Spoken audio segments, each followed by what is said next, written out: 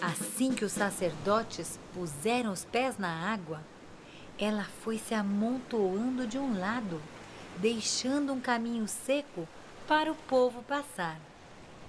Enquanto o povo passava, os sacerdotes que levavam a arca da igreja-tenda ficaram parados no meio do Jordão.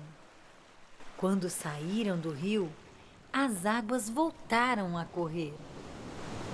Todos os portões de Jericó estavam trancados. O povo da cidade estava morrendo de medo. E com razão, afinal, eles conheciam a história do Mar Vermelho, da passagem pelo Rio Jordão, das vitórias contra os reis que quiseram fazer guerra a Israel. Havia razão de sobra para terem medo. Para conquistar a cidade de Jericó, Deus mandou que alguns sacerdotes levassem a arca do concerto, seguidos de 7 outros sacerdotes tocando trombetas feitas de chifre de carneiro. Os soldados deveriam segui-los em silêncio, dando uma volta na cidade. Deveriam fazer isso durante 6 dias. No 7º dia, deveriam dar 7 voltas na cidade. Na 7ª volta, quando os sacerdotes tocassem as trombetas, o povo deveria gritar com toda a força. Nesse instante, Deus atuaria, derrubando os altos e fortes muros de Jericó. E os filhos de Israel deveriam entrar e tomar a cidade. Josué ordenou que tirassem Raabe e sua família de sua casa e a levassem para o acampamento de Israel. Isso foi feito graças à fita vermelha que a moça dependurou na janela de sua casa em cima do muro. Raabe foi salva porque creu em Deus e passou a fazer parte do seu povo. O soldado desobediente. A vitória de Israel contra Jericó foi estrondosa. Tempos depois, eles marcharam contra a pequena cidade de Ai. Mas a derrota foi muito triste. Eles foram feridos e perseguidos. Voltaram envergonhados para o acampamento. Josué, de tanta tristeza, rasgou suas roupas e chorou diante de Deus. Josué, Chamou o Senhor Deus. por que você está chorando? É porque fomos derrotados pelos soldados daquela cidadezinha. Josué respondeu. Eu não entendo por quê. Estava correndo tudo tão bem. Alguém me desobedeceu. Disse Deus. Amanhã cedo, façam um sorteio e acharão o culpado. Falou o Senhor. O culpado era Acã. Ele pegara coisas da cidade que Deus dissera para não pegar e, com a ajuda de sua família, as enterrou debaixo da tenda. Acã se esqueceu de que Deus vê tudo. Ele e sua família tiveram que morrer. Depois de tudo acertado com Deus, os soldados de Israel voltaram a atacar Ai e desta vez saíram vitoriosos.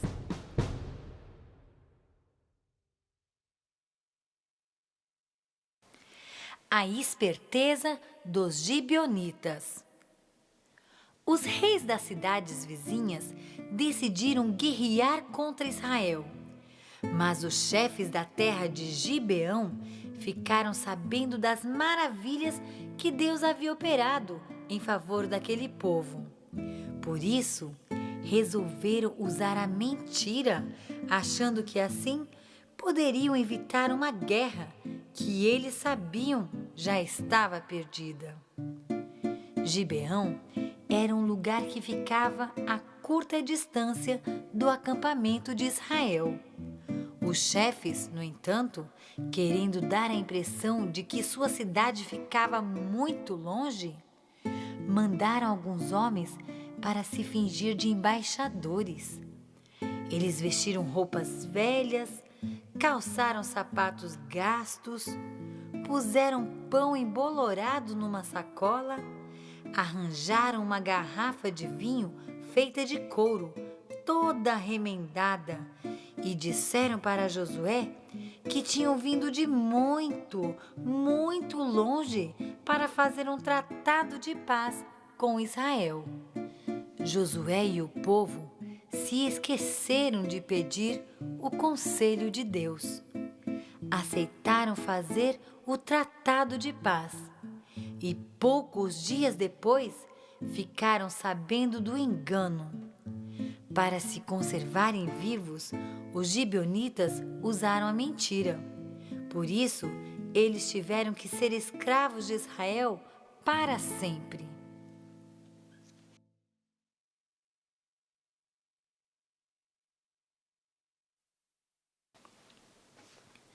Gideão, o escolhido de Deus. O povo havia se esquecido de Deus.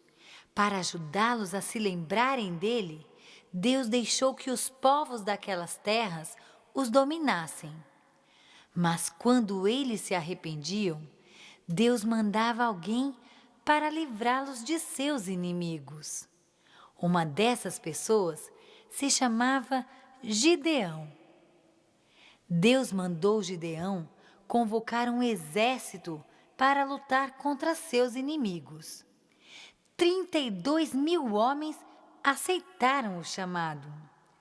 O exército do inimigo era muito maior, mas assim mesmo Deus disse: Você tem gente demais, Gideão.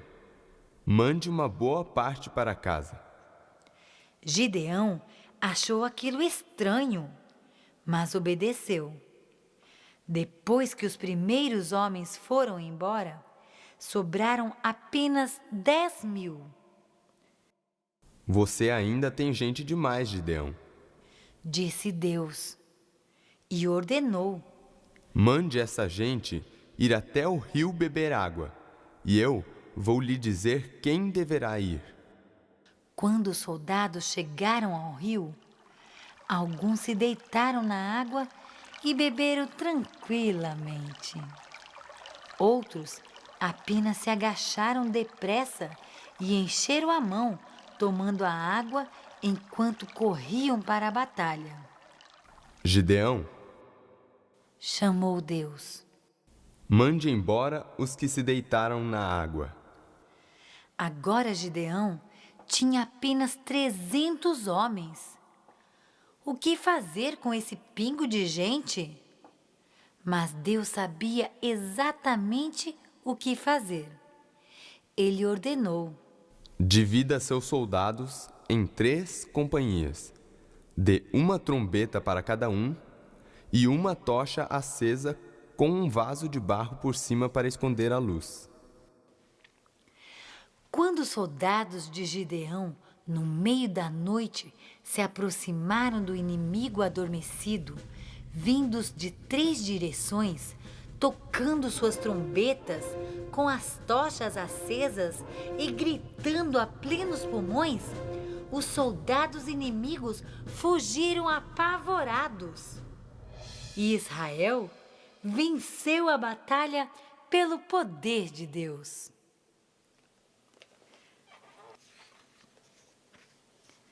Sansão, o homem mais forte do mundo. Um dia, um anjo apareceu à esposa de Manoá, dizendo: Você vai ter um nenê. Ele vai começar a libertar Israel do poder dos filisteus. Você não deve tomar bebidas alcoólicas nem comer carnes imundas. Cuide bem da saúde do nenê e nunca corte o cabelo dele. Sansão cresceu e foi ficando cada vez mais forte. Um dia, ele se apaixonou por uma moça filisteia. Essa moça não havia aprendido a amar a Deus, mas Sansão não se importou com isso. Sansão não se importava muito com o que Deus queria para ele. Enquanto Sansão se dirigia à casa de sua noiva, um leão pulou no caminho por onde deveria passar. Ele não teve dúvidas. Para salvar sua pele, agarrou o leão pela boca e o rasgou ao meio, matando-o na hora. Foi o Espírito Santo quem lhe havia dado aquela força especial. Uma noite, Sansão dormiu na cidade de Gaza. Seus inimigos descobriram e trancaram todas as saídas da cidade, achando que assim poderiam pegá-lo. Mas de madrugada, Sansão agarrou um dos portões e o arrancou com dobradiça, trinco e tudo. Pôs o portão nas costas e saiu. Sansão parecia invencível. Mas um dia, uma moça chamada Dalila entrou em sua vida. Ela insistia em saber qual era o segredo de sua força, pois se descobrisse, ganharia muito dinheiro dos inimigos de Sansão. Ela insistiu tanto que finalmente Sansão contou que a força estava em seus cabelos. Quando Sansão adormeceu, Dalila cortou os seus cabelos e, como já fizera de outras vezes, gritou: Sansão, os filisteus vieram atacar você! Sansão pensou que sua força o livraria, mas os filisteus o amarraram e o levaram embora como escravo. Sansão teve que trabalhar girando um moinho. Seu cabelo logo começou a crescer. Sua fé em Deus também. Uma noite, no templo dos filisteus, onde as pessoas riam e zombavam dele, Sansão abraçou as duas vigas centrais do edifício e derrubou o templo, morrendo com os demais. Samuel, o menino profeta. Ana pedia todos os dias que Deus lhe desse um filhinho. Às vezes ficava tão triste por não ter um nenê que chegava a chorar. Um dia, enquanto estava na igreja tenda orando, prometeu a Deus que se lhe desse um filho, ela o devolveria para ele.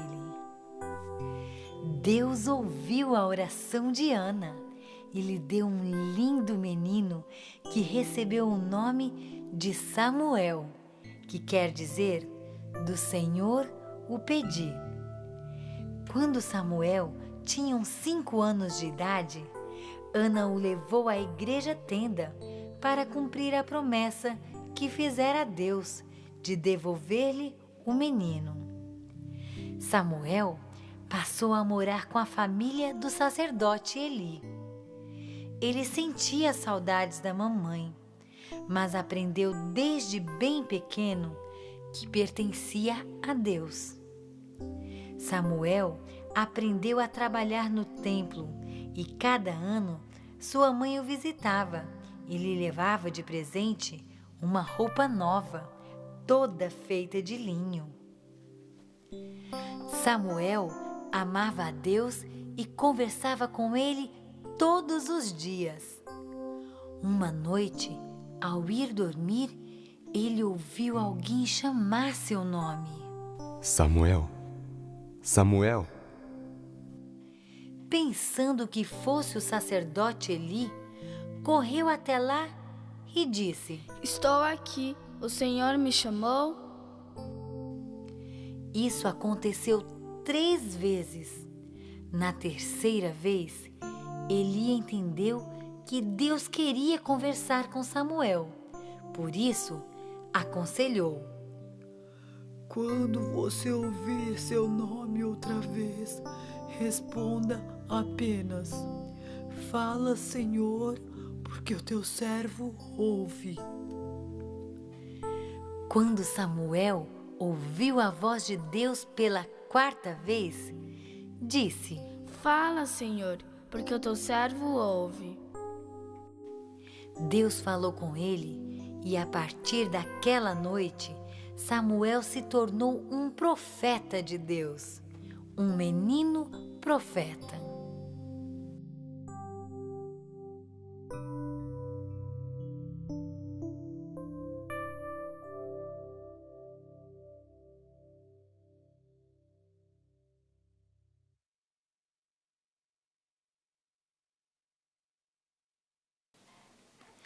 O primeiro rei de Israel. O povo de Israel tinha o mau hábito de imitar os costumes dos seus vizinhos. Até seus deuses de pau e de pedra eles aprenderam a adorar. Deus não gostou disso. Então, Samuel pediu que o povo deixasse os ídolos e fizesse só o que agradava a Deus. O povo ouviu o conselho de Samuel. Quando Samuel já era velhinho, o povo resolveu que queria um rei, como seus vizinhos. Aquele antigo mau hábito de querer imitar os que não amavam a Deus. Samuel ficou muito triste. Ele pensou que o povo estivesse cansado dele. Mas não era de Samuel que estavam cansados, era de Deus. Até então, Deus havia sido o rei de Israel, mas o povo não queria um rei invisível. Queria um rei que pudesse ser visto e apalpado. Samuel, Deus chamou, atenda ao pedido do povo. e ele escolheu um belo jovem chamado Saul para ser o primeiro rei de Israel.